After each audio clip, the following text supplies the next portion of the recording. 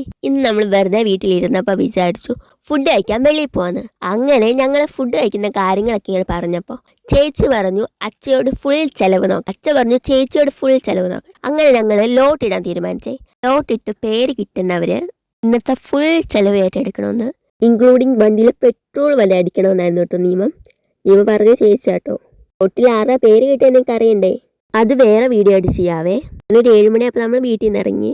ഞാനും അമ്മയും ചേച്ചിയും അച്ഛയും പിന്നെ ചിറ്റയും കൺമണി അമ്മയും കൂടെ ആട്ടോ പോകുന്നത്. നമ്മൾ മുണ്ടക്കയത്തോട്ടാട്ടോ പോകുന്നത്. നമുക്ക് പിന്നെ മുണ്ടക്കയം വിട്ട് കളിയില്ലല്ലോ. പിന്നെ മുണ്ടക്കയത്ത് നമ്മൾ ഏത് റെസ്റ്റോറൻറ്റിൽ പോകുമെന്നായിരുന്നു കേട്ടോ ചർച്ച.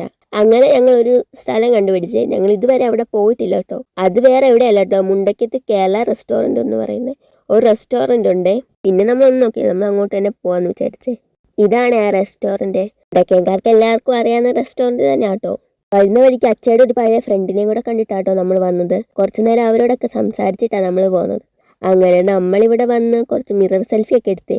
പിന്നെ കണ്ണാടി കണ്ടാൽ നമ്മൾ വിടത്തില്ലല്ലോ. ഒരു ഫോട്ടോയും വീഡിയോ എടുക്കാതിരുന്നാൽ നമുക്കൊരു സമാധാനം കാണത്തില്ലല്ലോ. അങ്ങനെ 2 ഫോട്ടോയും വീഡിയോ ഒക്കെ എടുത്തേ. പിന്നെ നമ്മൾ ഫുഡിന് ഓർഡർ ഒക്കെ കൊടുത്ത് നമ്മൾ കുറച്ചു നേരം എല്ലാവരും അങ്ങോട്ടും ഇങ്ങോട്ടും ഒക്കെ കുറച്ചു നേരം വർത്താനം പറഞ്ഞേ. ചേച്ചി അമ്മയും ഷൂട്ടിലായതുകൊണ്ട് തന്നെയും നമ്മൾ അവർ വരുന്ന സമയത്ത് മാക്സിമം എൻജോയ് ചെയ്യാൻ നോക്കുവേ.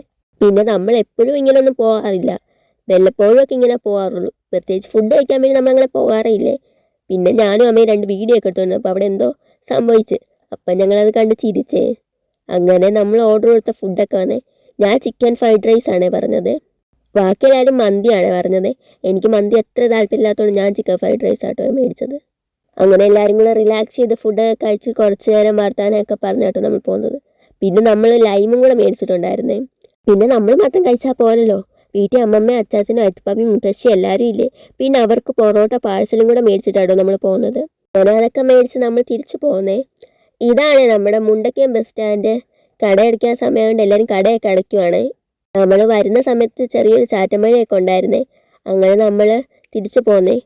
ഇതാട്ടോ നമ്മുടെ പാലത്തിൽ അത്യാവശ്യം വെള്ളമൊക്കെ ആയി, നല്ല മഴയൊക്കെ അല്ലേ. എൻ്റെ ചേച്ചിയാണെങ്കിൽ ഫലൂഡ കഴിക്കണമെന്ന് പറഞ്ഞ് വന്നതാട്ടോ. പക്ഷെ ഫലൂഡ മാത്രം കിട്ടിയില്ലേ. ഫലൂഡ കിട്ടാത്തതിൻ്റെ വിഷമം എൻ്റെ ചേച്ചിക്കുണ്ട് കേട്ടോ.